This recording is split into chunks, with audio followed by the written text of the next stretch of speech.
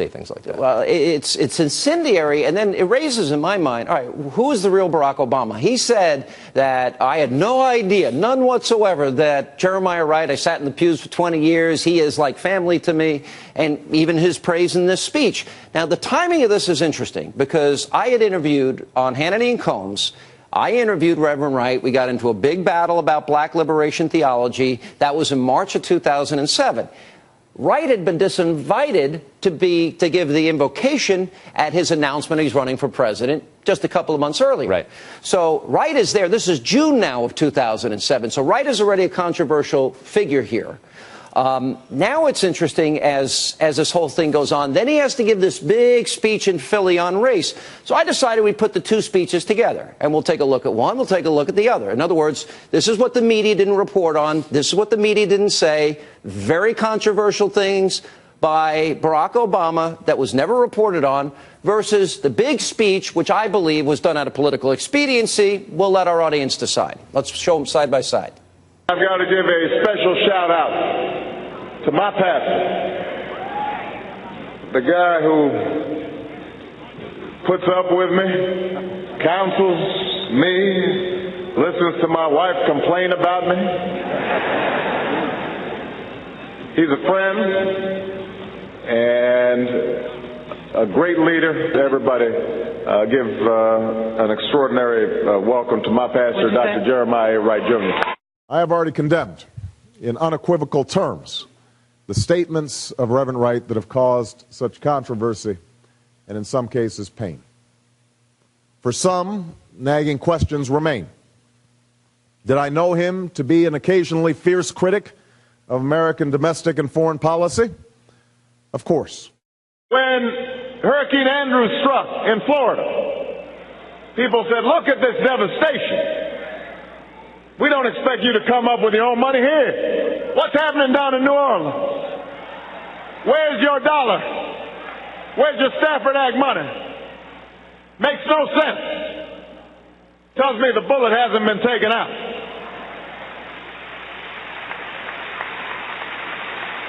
Tells me that somehow the people down in New Orleans, they don't care about as much. Reverend Wright's comments were not only wrong, but divisive.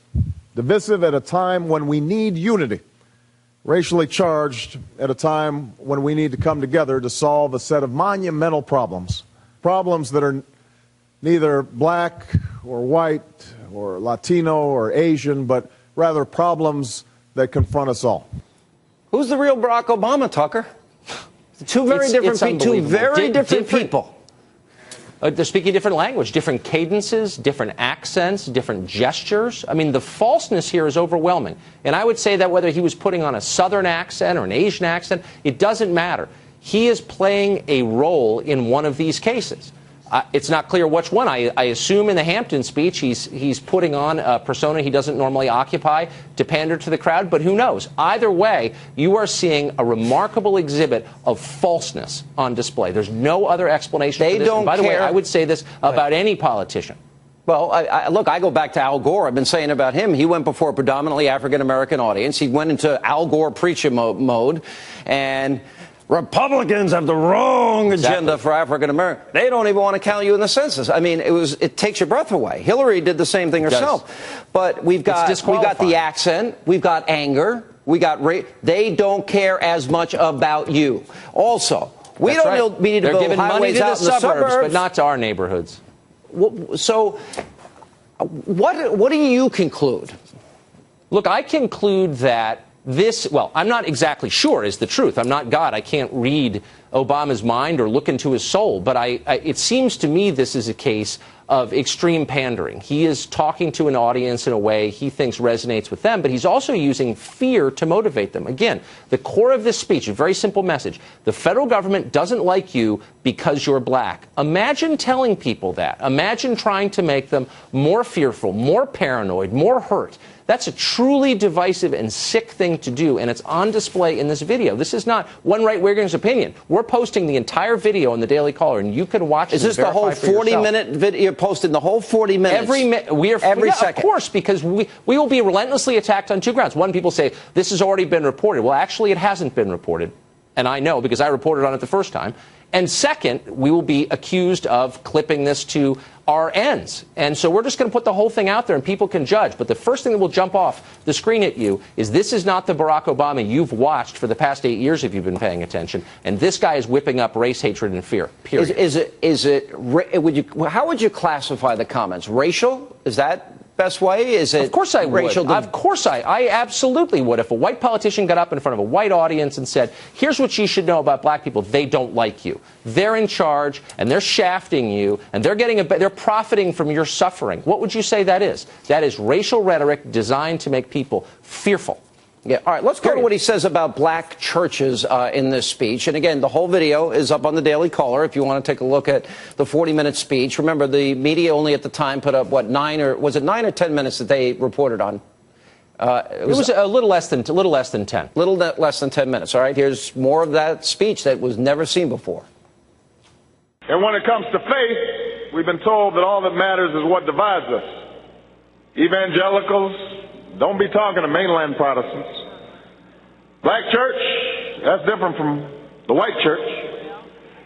Had stories about Trinity United Church of Christ because we talked about black people in church. Oh, that might be a separatist church. Catholics can't be getting together with Protestants or Muslims or Jews. Now, let me play that through this prism. And that's when I interviewed. And remember, Reverend Wright, he was in the audience. This is June. He was disinvited from the invocation when Obama announced he's running for president. Came on my show 2 months later. This was the last interview that Reverend Wright did. Hear what he said about black liberation theology and, you know, what he goes on to say in that particular clip there, because we talk about black people in church. Here was my exchange with Reverend Wright. This is on the website today. Well, let me just inform our audience, and I want you to respond if you can. It says commitment to God. By the way, I'm with you, and I hope you'll pray for me, Reverend. Commitment to the black community. Commitment to the black family. Adherence to the black work ethic. Now, Reverend, if every time we said black, if it was a church, and those words were white, wouldn't we call that church racist? No, we would call it Christianity. We've been saying that since there was a white Christianity. We've been saying that ever since white Christians took part in the slave trade. We've been saying that ever since they had churches in slave castles. We don't have to say the word white. We just have to live in white America, United States of white America. I'm going to ask you this question. How many books of Dwight Hopkins have you read? You're very angry and defensive. I'm just trying to ask a question here. Barack Obama goes to sir. Barack Obama goes to your church. You haven't answered my question. And it seems to be when you say the black community, black family, black work ethic, black community. It seems to an arrogant, ignorant person. I'm asking you. Have you answered me? How many books of Dwight Hopkins have you read? I'm going to say this, whether you like it or not, I'm going to get my words in. And I'm going to tell you right now, I'm going to tell you, I think as a Christian, sir, I think as a Christian, you should not separate by race in this day and age. And that's why a lot of people are going to look at that and say, we're all supposed to be united under Christ, aren't we? Now, it goes into black liberation theology, which we examine. And there might have been one other interview that he did after that, but I don't remember which one. But black liberation theology, you know, the black community, the black this, the black that. And I'm asking him about, and then he's praising him here, but then he gives this other speech. Did he just say those words in Philadelphia to make the controversy go away? What does he believe? Well, let me just say, I believe that Jeremiah Wright married Michelle and Barack Obama 20 years ago tomorrow. I believe that was their anniversaries tomorrow. Amazing. Look, my personal feeling is that he speaks to each audience what he thinks that audience wants to hear. But let me say how totally disingenuous it is for Obama to claim that Jeremiah Wright was attacked for talking about black people in church. That's utterly false. I reported on this, too, at the time. People had very specific concerns about the nature of black liberation theology. It wasn't talking about black people in church.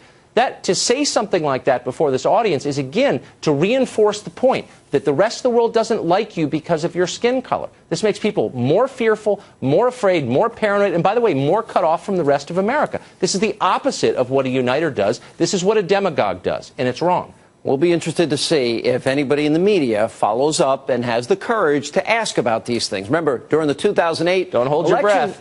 2008 election cycle, he was asked one time about Bill Ayers. And he just got a guy he started his political career in his house, gave speeches with, sat on boards with. He's just a guy in the neighborhood. Acted like he barely knew him. And he still got away with it. We'll follow up. Tucker, thank you. The full 40 minutes on the Daily Caller. And